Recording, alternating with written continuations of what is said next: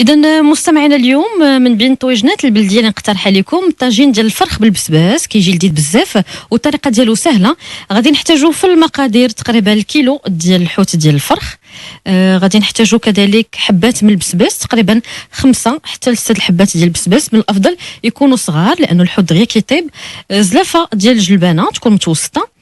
غادي نحتاجو 4 دريسات ديال الثومه مدقوقين وزلافه متوسطه ديال القزبر ومعدنوس مقرد رقيق.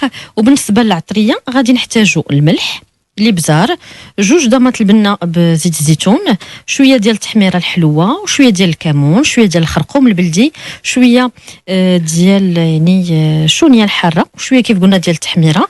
الا عندنا العطريه ديال الحوت ناخذ منها 4 معالق صغيره، ووريقات ديال الموسى تقريبا وحده كبيره اولا 2 صغار. وغادي نحتاجو 4 كاس صغير ديال زيت البلديه. فهادو هما المقادير والطريقه سهله. اول حاجه هو انه غادي ناخذو في واحد الطاجين، غادي نديرو فيه 4 كاس صغير ديال زيت البلديه مع 2 ضمات ديال البنه زيت الزيتون، وغادي نضيفو شويه ديال الكمون، شويه ديال التحميره الحلوه، شويه ديال الشونيه الحاره، شويه ديال الثومه، قلنا 4 دريسات ديال الثومه مدقوقين، وديك الزلافه متوسطه ديال القزبر ومعدنوس مقرد رقيق، شويه ديال الخرقوم البلدي وشويه ديال الكمون، 4 معالق صغيره ديال العطريه ديال الحوت.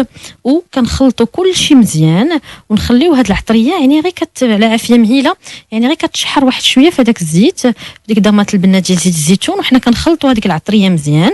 ثم كناخذوا هذوك الطريفات ديال الحوت ديال الفرخ، ومن الافضل اننا ناخذوه ونقطعوه يعني بالعظم ديالو، ما ناخذوش الفرخه هبره، وانما يبقى بهذاك العظم الوسطاني بحال يجينا بحال الشكل ديال الدوائر ديال الملج. فغادي ناخذوا هذوك الطريفات ديال الحوت ديال الفرخ وغادي نديروهم على هذاك الطاجين اللي درنا فيه هاد العطريه كامله مع داك الزيت، وكنبقاو نقلبوا على جهتين من الاول، يعني في هذيك العطريه كنقلبوا على جهتين باش داك الحوت كيشرب مزيان هذيك العطريه، بدل ما اننا نشرملوا هاد العطريه في الحوت مباشره ونخليه واحد شويه وعاد نصبوا.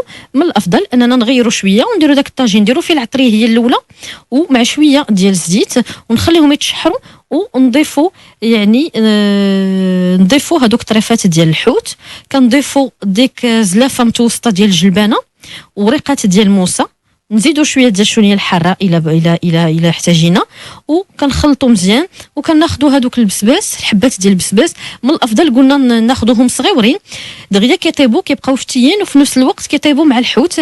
اما الا كانوا الكبار غادي ناخذوا هذوك البسباس وغادي نقطعوه على 2 ونفوروه واحد شويه، عاد ديك الساعه كنزيدوه على الحوت. اما الا كانوا دوك صغيورين مباشره نغسلوه مزيان ونقسموه على النص باش كيبقى صاين، وكنستفوه من الفوق ديال يعني الدوائر ديال الحوت مع هذيك الشرموله. قلنا الحوت اون فوا نحطوه في الطاجين نقلبوا على ديك الشرموله من جهتين، وعاد نحطوا البسباس، نزيدوا شويه ديال العطريه ديال الحوت الا احتاجينا مع شويه ديال الشونيه الحاره، نديروا واحد شويه ديال ورقه موسى وحده ولا يعني 2 صغار ولا وحده كبيره في الوسط، وكنمرقوا بكاس كبير ديال الماء، وكنخليو هادشي كله كيطيب تقريبا. هاد الطاجين ديال الفرخ بالبسباس وخاصه الا درنا بسباس صغير والطريفات ديال الحوت دغيا كيطيبوا، وملي كيقرب يطيب عاد ديك الساعه كناخذو كنرميو الزيتون، يعني كنشلوه شويه بالماء نحيدوا ليه ديك الملوحه ديالو، وكنضيفوا هذاك الزيتون النوع اللي بغينا سواء الاحمر ولا الخضر، ومع هذاك الحامض مصير، وكنخليو كلشي كيطيب على عافيه مهيله،